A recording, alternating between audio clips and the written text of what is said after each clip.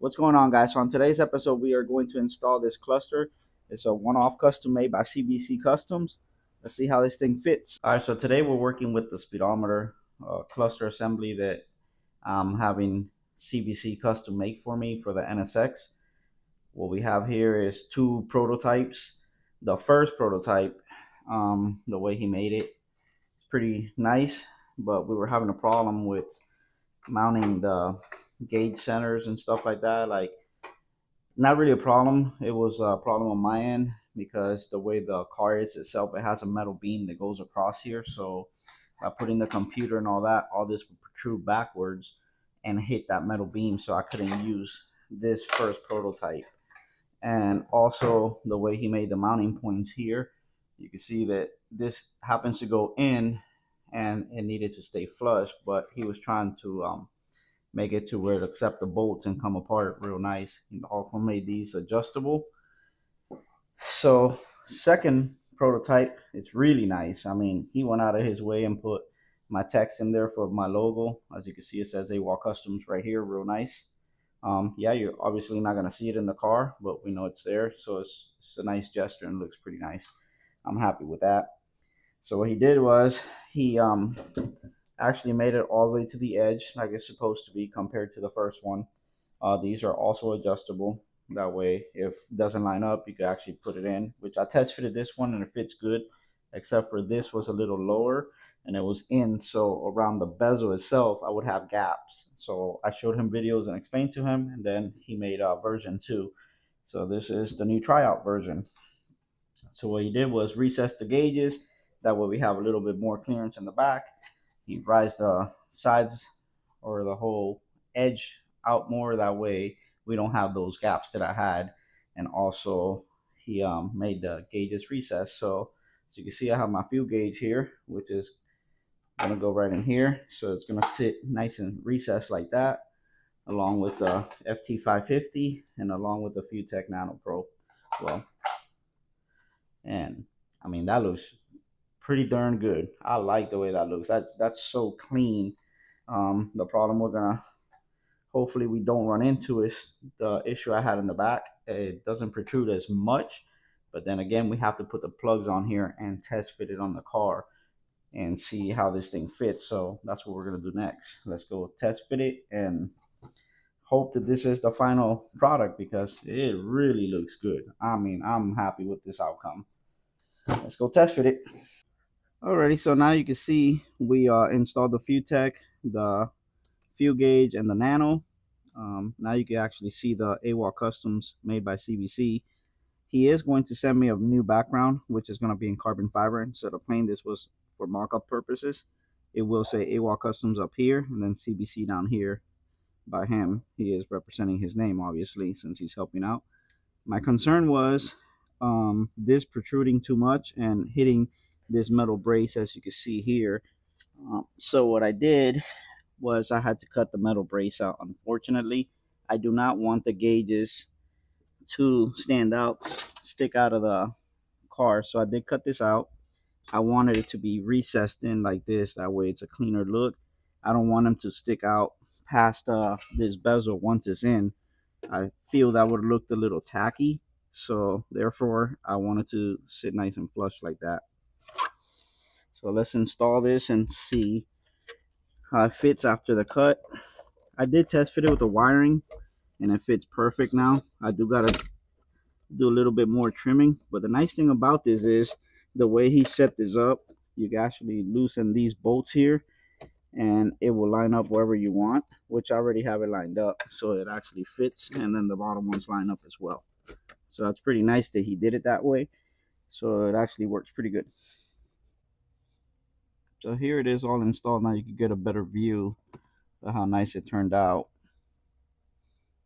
I mean, this thing sits exactly how I wanted to. Nice and flush, recessed perfect. It just looks like it belongs there.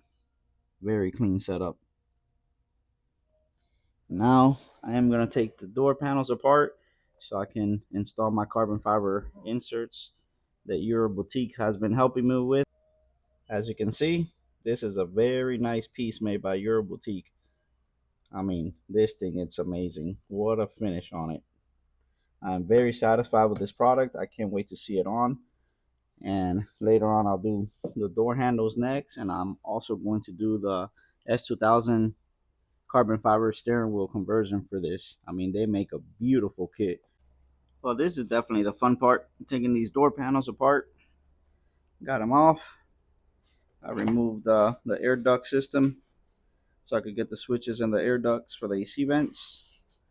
What I did here was I used a box cutter and broke the little tabs on this piece itself, because this is not going to get reused, doesn't get resold. Nobody cares about these anyways, especially when they are messed up like that.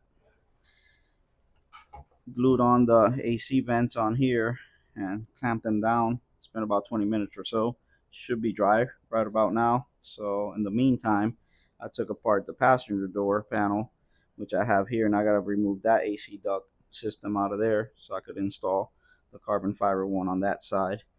So now that this is dried, I'm going to remove this and start assembling it and keep on moving. All right, so let's take this apart now and see how the glue ended up. Hopefully it actually stayed together.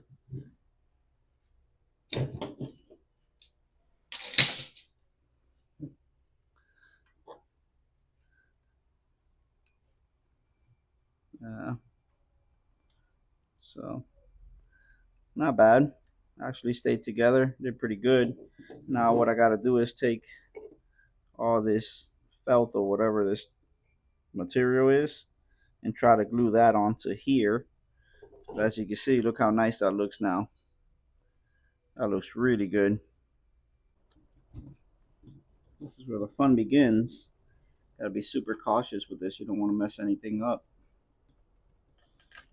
break the carbon fiber or anything like that.